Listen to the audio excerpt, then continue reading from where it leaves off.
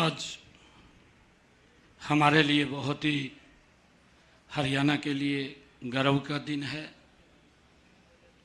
हमारे भारतीय जनता पार्टी के माननीय राष्ट्रीय अध्यक्ष आदरणीय जेपी नड्डा जी अभी हम सबके सामने जो हरियाणा के 2 करोड़ 80 लाख लोगों की आकांक्षाओं पर, अपेक्षाओं पर हमारी सरकार लगातार पीछे भी उसको पूर्ण कर रही है और आगे भी जो अभी संकल्प पत्र आदरणीय नड्डा जी हरियाणा प्रदेश के लोगों की अपेक्षाओं के ऊपर खरा उतरे, उसको जारी करने वाले हैं। मैं आज इस रोहतक की भूमि पर आदरणीय नड्डा जी का बहुत बहुत स्वागत करता हूं और सभी हमारे पार्टी के सीनियर लीडरशिप, सभी केंद्रीय मंत्री, सभी हमारे पार्टी के प्रमुख पदाधिकारी, हमारे प्रभारीगण, मित्रों, आज जो मैनिफेस्टो आदरणीय संकल्प पत्र नड्डा जी जारी करेंगे, ये हमारे लिए कोई चुनावी या घोषणा नहीं है। और आज मैं कह रहा हूं कि ऐसा भी नहीं है कि हमारे लिए यह हमारा संकल्प है, हमारा ध्येय है, हमारा लक्ष्य है। हमने जो कहा है उसको पूरा किया है। मैं अगर आप लोगों को थोड़ा पीछे ले जाकर के बताना चाहता हूं कि हमने 2014 में जो हमारा मैनिफेस्टो था, आप उसको उठा करके देखेंगे, हमने उसको 100% लागू किया है। 2000 जिसमें लगभग 187 वायदे हमने किए थे, हमने 187 संकल्प उसके अंदर लिए थे। 187 के 187 हमने 2014 में पूरे किए हैं। हमने 2019 का अगर मैनिफेस्टो हम देखें, उसमें भी हमने लगभग 265 लोगों से जो उनके सुझाव आए थे उसके ऊपर संकल्प लिया था। ऐसे 265 वायदे थे जिसके ऊपर हमने संकल्प लिया। हमने उनको पूर्ण रूप से धरातल के ऊपर उतारने का काम वह हमारी सरकार ने किया है। आप हमारे मैनिफेस्टो को देख सकते हैं और हमने जो वायदा किया उसको पूरा किया है। तभी जनता भाजपा पर भरोसा करती है। बाकी पार्टी का मैनिफेस्टो, दूसरे दलों के जो मैनिफेस्टो हैं, जो उनके घोषणा पत्र हैं, अगर आप उनको उठा करके देखेंगे तो एक ऐसी स्थिति ध्यान में आती है। एक विज्ञापन चलता है, भ्रामक विज्ञापन, जैसे 2 दिन में जीवन बदल जाएगा, उस तरह के वादे होते हैं विपक्षी दलों के मैनिफेस्टो के अंदर। एक सजबाग दिखाते हैं, एक चकाचौंध लेकर के आते हैं।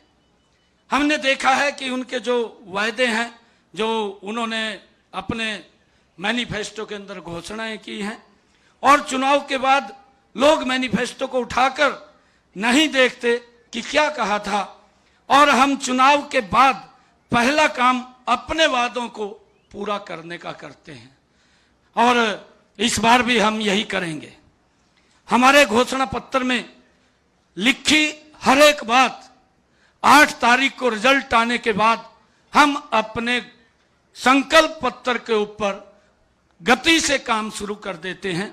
और इसका उदाहरण आप देखेंगे कि जो वायदा हमने किया इस घोषणा पत्र से पहले ही कर दिया, और अपने हरियाणा के युवाओं से भी हमने ये बात कही है कि अभी तो घोषणा पत्र भी नहीं, वो आज जारी हो रहा है।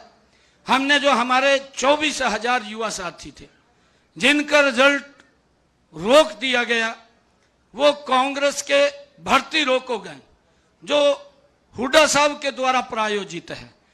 24,000 युवाओं की भर्ती को वो रोक दिया गया, और हमने ये संकल्प लिया है कि हम इन 24,000 युवाओं को पहले ज्वाइनिंग लेटर देंगे और बाद में हम शपथ लेंगे, क्योंकि हमारी जो पार्टी, हमारी सरकार है, युवाओं के साथ हम मजबूती से खड़े हैं, उनके साथ कोई समझौता हम नहीं करते हैं। हमने जो वायदे किए थे उन वायदों को पूरा करना हमारी सरकार का प्रथम दायित्व है। कांग्रेस अपने झूठे वादों और उन वादों के वजन में ही उसकी दलदल में फंस जाती है। यह बात आज आप नोट कर लीजिए। जनता त्रस्त है कांग्रेस के इन सेक्स चिल्ली बातों से और झूठे वादों से। हिमाचल से, तेलंगाना से, कर्नाटक से कांग्रेस की सरकार से लोग ऊब चुके हैं। हरियाणा की जनता सच और सही के साथ है और भाजपा जो कहती है उसको पूरा करती है। कांग्रेस ने जिस प्रकार के वायदे किए हैं, कांग्रेस ने कहा कि खटाखट और टकाटक की जो कांग्रेस की जुगलबंदी है, भारतीय जनता पार्टी उसमें विश्वास नहीं करती है। मैं आज आप लोगों को इस बात के लिए बताना चाहूंगा कि 8 तारीख को जब रिजल्ट आने के बाद आप मैनिफेस्टो को अपने पास रख लेना और टिक लगाते जाना कि जो वायदे पूरे हो जाएंगे। मैं फिर आपसे इसके बाद मिलूंगा कि हमारी सरकार कितनी गति से अपने वायदों के ऊपर पूरा करती है। मैं आज आदरणीय जगत प्रकाश जी नड्डा, हरियाणा के जो हमारे 2 करोड़ 80 लाख लोगों की तरफ से जो सुझाव हमारे इस संकल्प पत्र में आए हैं, उनको आज यहाँ पर जारी करेंगे और हम ये पूर्ण विश्वास के साथ कि जो संकल्प भारतीय जनता पार्टी लेती है उस संकल्प को 100% पूरा करती है। कांग्रेस ने हमेशा देश के लोगों के साथ, प्रदेश के लोगों के साथ वायदे तो किए हैं, परंतु उन वादों को घोषणा में ही रह गए हैं, पूरा नहीं हुए हैं और लोग आज उनकी असलियत को जान चुके हैं। और हमारा जो वायदा है वो वायदा जनता के साथ है। जनता के साथ मिलकर के उसको पूरा करने की जिम्मेवारी हमारी है। मैं आज इस अवसर के ऊपर आदरणीय नड्डा जी को आज संकल्प पत्र हरियाणा की जनता की अपेक्षाओं के ऊपर आज जारी कर रहे हैं। मैं नड्डा जी का धन्यवाद करता हूं और हरियाणा की जनता को मैं बहुत बहुत बधाई देता हूं कि जो हमारा संकल्प पत्र है उसको पूरा करने की जिम्मेवारी हमारी है। आदरणीय प्रधानमंत्री जी ने जो शब्द कहा था, ज्ञान, हमारा जो संकल्प पत्र है उस बात के ऊपर वो 100% मजबूती से उतरेगा। गरीब को इस संकल्प पत्र में उसका ध्यान किया गया है और युवाओं को इस संकल्प पत्र में ध्यान किया गया है मजबूती से उनकी तरफ, और अन्नदाता की तरफ हमारी इस संकल्प पत्र के अंदर उनके बारे में मजबूती से काम किया गया है और हमारी नारी है उसको सशक्त करने का इस संकल्प पत्र के अंदर उनकी भावनाओं को समाहित किया गया है। जो ये ज्ञान है, इस ज्ञान के आधार के ऊपर हमारा संकल्प पत्र आदरणीय प्रधानमंत्री जी के उस विजन को जो उन्होंने संकल्प लिया है 2047 तक ये भारत विकसित राष्ट्र बनेगा, हरियाणा उसमें पीछे नहीं रहेगा। हरियाणा के 2 करोड़ 80 लाख लोग इस संकल्प पत्र के साथ चलते हुए आदरणीय प्रधानमंत्री जी के साथ सहयोग करते हुए भारत को विकसित राष्ट्र बनाने में अपना योगदान मजबूती से देंगे। मैं आदरणीय नड्डा जी का पुनः बहुत बहुत धन्यवाद और स्वागत करता हूं। इन्हीं शब्दों के साथ जय हिंद, जय भारत। लोकार्पण पर मंच पर उपस्थित हमारे बहुत ही यशस्वी मुख्यमंत्री श्री नायब सिंह सैनी जी, हमारे प्रदेश के जुझारू अध्यक्ष श्री मोहन लाल बड़ौली जी, हमारे भारत सरकार में मंत्री और आपके पूर्व मुख्यमंत्री, हम सबके प्रिय और वरिष्ठ नेता मनोहर लाल खट्टर जी, हमारे इस संकल्प पत्र के रचयिता और अध्यक्ष और पूर्व अध्यक्ष पार्टी के हमारे ओम प्रकाश धनखड़ जी, भारत सरकार में मंत्री राव इंद्रजीत सिंह जी, भारत सरकार में मंत्री श्री कृष्णपाल जी, हमारे संसदीय बोर्ड की सदस्या बहन सुधा यादव जी, कुलदीप बिश्नोई जी, हमारे संयोजक चुनाव संचालन समिति के, हमारे वरिष्ठ नेता और मेरे बड़े भाई रामविलास शर्मा जी, रामचंद्र जांगड़ा जी, हमारे राज्यसभा के सदस्य सुभाष बराला जी, बहन रेखा शर्मा जी, सम्मानित मंच और यहाँ उपस्थित हरियाणा के सभी वरिष्ठ पत्रकार बंधु, सज्जन वृंद, मुझे ये सौभाग्य मिला है कि मैं आज हरियाणा की धार्मिक भूमि, पवित्र भूमि, संतों की भूमि, सामाजिक सुधारकों की भूमि, स्वतंत्रता सेनानियों की भूमि, वीर भूमि और खेल स्पर्धा में अपना स्थान रखने वाली ऐसी पुण्य भूमि हरियाणा को मैं नमन करके अपनी बात को प्रारंभ करता हूं। आज मुझे मैनिफेस्टो रिलीज करने का सौभाग्य मिला है और पत्रकारों के साथ वार्ता करने का भी मौका मिला है। मैं अपनी ओर से सबसे पहले तो पत्रकार बंधुओं को बहुत बहुत शुभकामनाएं भी देता हूं और उनका भी अभिनंदन और स्वागत करता हूं। हमें मैनिफेस्टो के बारे में अगर समझना हो तो मैं हमेशा एक बात कहता हूं, जिसका जिक्र ओम प्रकाश धनखड़ जी ने भी किया, जिसका जिक्र हमारे अध्यक्ष जी ने भी किया और जिसका जिक्र हमारे मुख्यमंत्री जी ने भी किया, कि हम मैनिफेस्टो को कैसे देखते हैं। साधारणतः कांग्रेस ने जो रिवायत चलाई उसने मैनिफेस्टो या संकल्प पत्र को लोगों की नजरों में एक डाइल्यूटेड डॉक्यूमेंट बना दिया। उस डॉक्यूमेंट का रेलेवेंस कांग्रेस ने और कांग्रेस की संस्कृति ने लंबे समय में उसकी इस रेलेवेंस को समाप्त कर दिया। उनके लिए यह डॉक्यूमेंट महज एक औपचारिकता है। उनके लिए यह डॉक्यूमेंट महज एक रिवायत को पूरा करना है और उनके लिए यह डॉक्यूमेंट लोगों के साथ छलावा करना है। अब मैं अगर इसकी चर्चा करूं तो मैं सबसे पहले तो यह बताना चाहूंगा कि आप हरियाणा की एक को ही याद कर लीजिए। 10 साल पहले हरियाणा की छवि क्या थी? 10 साल पहले हरियाणा की छवि पर्ची और खर्ची पर नौकरी लगने वाली स्थिति थी। मैं ठीक बोल रहा हूं कि गलत बोल रहा हूं? पर्ची पर नौकरी लगती थी कि नहीं? नौकरियों के चलते लोगों को सजाएं हुई कि नहीं हुई? जो सत्ता में बैठे थे वो तकलीफ में आए कि नहीं आए? उसी तरीके से अगर आप देखिए तो हरियाणा जमीनों के घोटाले के लिए जाना जाता था। तो अगर हम उन पार्टियों की चर्चा करें तो उनका मैनिफेस्टो, रियल मैनिफेस्टो तो यह था, जमीन का घोटाला, औने पौने दाम में जमीन को लेना और उससे मुनाफा कमाना, किसानों की जमीन को हड़पना और उसके लैंड यूज को बदलना।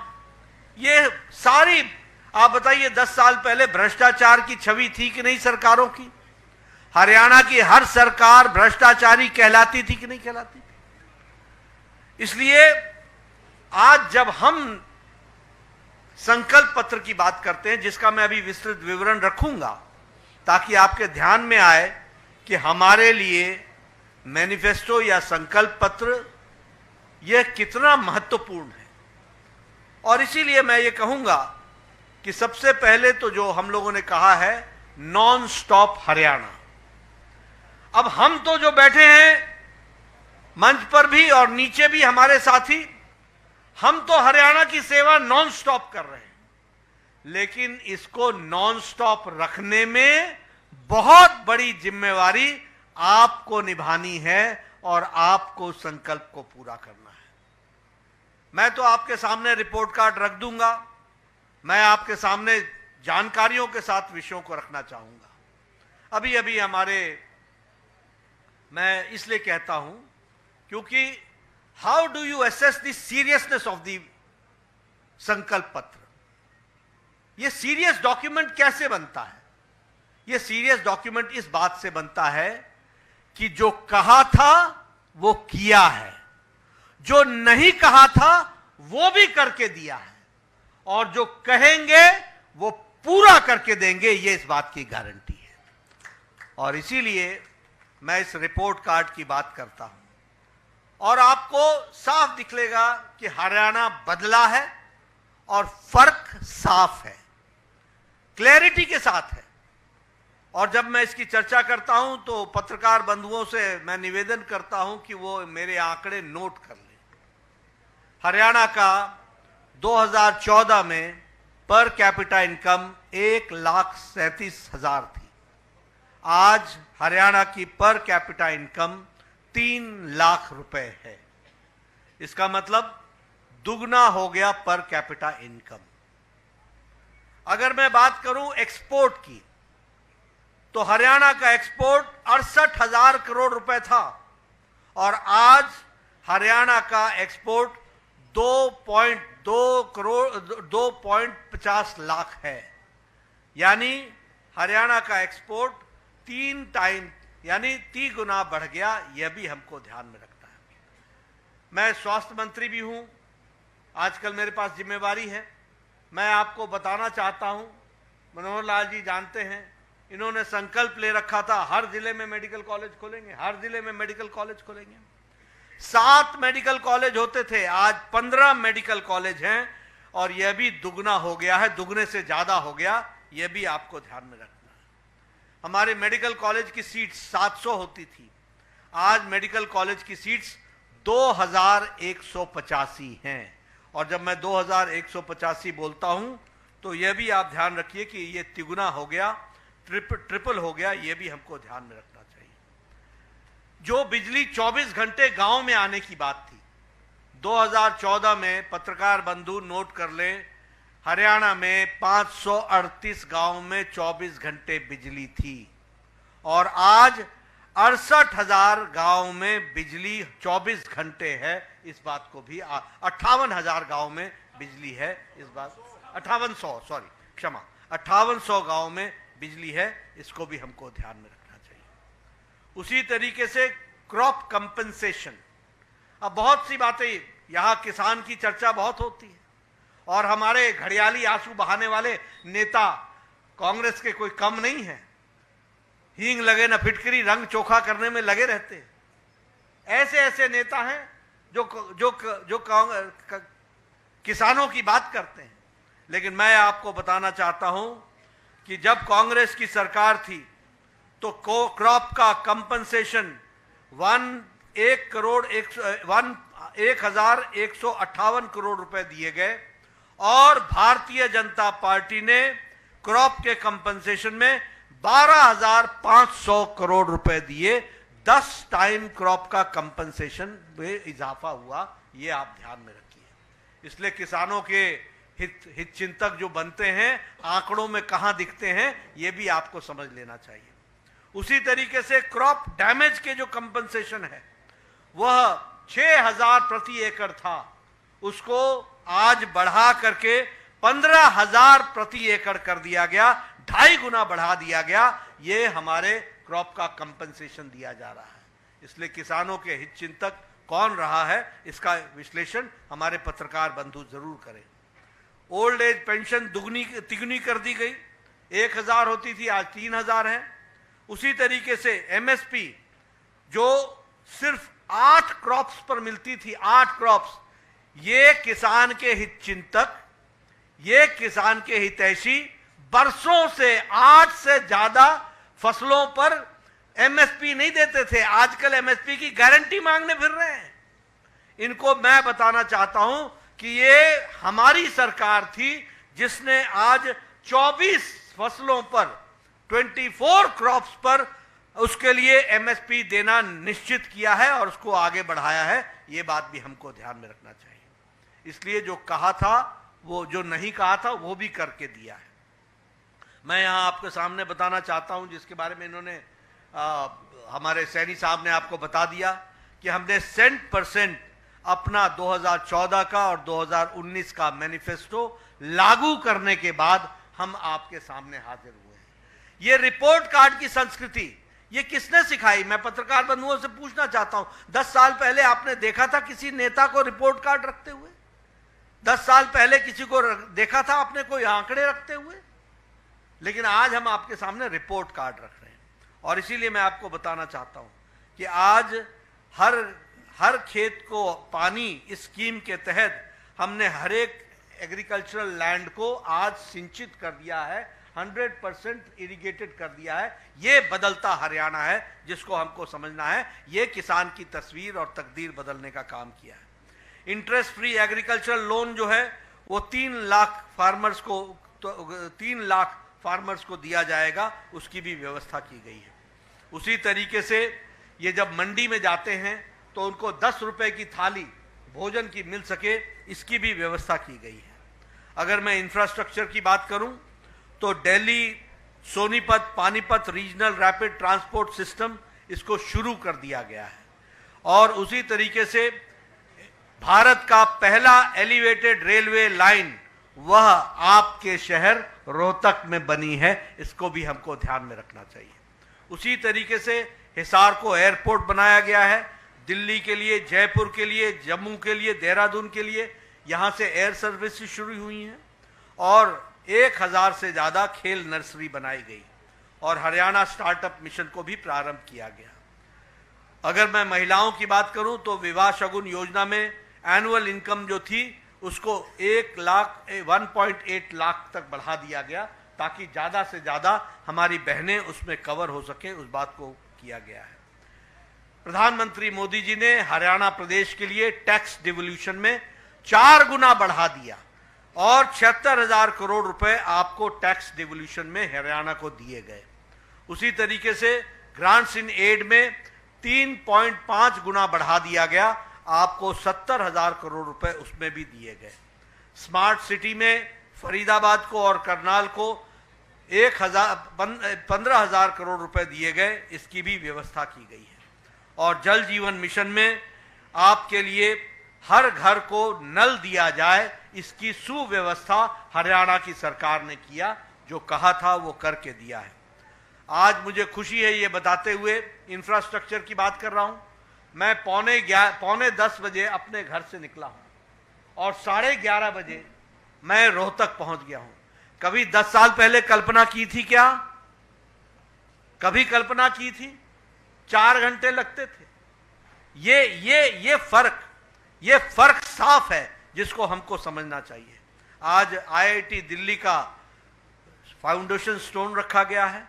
आपके यहां कैंसर का सेंटर, एम्स का एक्सटेंडेड बिल्ड प्रोग्राम वो झज्जर में किया गया है। उसी तरीके से योगा और नेचुरोपैथी झज्जर में खोल दिया गया है। राव इंद्रजीत सिंह साहब यहां बैठे हैं, इनको पता है all India institute of medical sciences, आज वो रेवाड़ी में उसका काम शुरू कर दिया गया है। उसी तरीके से मेट्रो का गुड़गांव में 5,450 करोड़ रुपए की लागत से उसका भी स्टोन रख दिया गया है, उसको भी काम को शुरू किया गया है। हीरा में यानी हाईवेज, इंटरनेट, रेलवेज और एयरपोर्ट्स में हम आगे बढ़े हैं। Delhi Mumbai expressway, Delhi Amritsar Katra expressway, Ambala Kotputli corridor, Amritsar Bathinda Jamnagar, ये सारे एक्सप्रेसवे हरियाणा के थ्रू होकर के जा रहे हैं और हरियाणा के जीवन में मूल चूल परिवर्तन करने में बहुत बड़ा योगदान है, अमूल परिवर्तन करने में बहुत बड़ा योगदान है, इसको भी हमको समझना चाहिए। रेलवे में आज आपका इलेक्ट्रिफिकेशन 100% हो गया है। रेलवे का बजट हरियाणा में 9 टाइम्स बढ़ा दिया गया है। और उसी तरीके से western dedicated freight corridor Rewari से लेकर मदर तक, इसका भी बनाने का काम चला है। तो इस तरीके से ऑप्टिकल फाइबर में 6,000 गांव को जोड़ लिया गया है, 6,000 विलेजेस को ये पहुंचा दिया गया है। और हिसार का, जैसा मैंने बताया, एयरपोर्ट को ऑपरेशनलाइज कर दिया गया है। इसलिए ये मैंने सारी बातें आपके सामने किस लिए बताई? इसलिए पत्रकार बंधु कि जब मैं आकर के आपके सामने हरियाणा का संकल्प पत्र रखता हूं तो आप ये ध्यान में रखिए, जैसा ओम प्रकाश धनखड़ ने कहा, this is a very serious document and this is the commitment. ये हमारा संकल्प है, ये हमारा कमिटमेंट है कि भारतीय जनता पार्टी की सरकार समयबद्ध तरीके से अगली बार जब आपके पास आएगी तो इन सारे वायदों को पूरा करके आएगी। इस बात को हम ध्यान में रख करके चलें। और इसीलिए हम लोगों ने तय किया है कि सभी महिलाओं को लाडो लक्ष्मी योजना के तहत वित्तीय सहायता प्रदान करने के लिए प्रति माह 2100 रुपए का 2100 रुपए का सहायता प्रदान की जाएगी। उसी तरीके से आईएमटी खरखोदा के तर्ज पर 10 अत्याधुनिक यानी मोस्ट मॉडर्न इंडस्ट्रियल शहर बनाए जाएंगे और 50,000 से ज्यादा युवा जो आसपास के गांव के होंगे उनको उद्यमियों से बातचीत करके उनको वहां पर रोजगार दिया जाएगा, उनको रोजगार दिया जाएगा, इसकी व्यवस्था की जाएगी।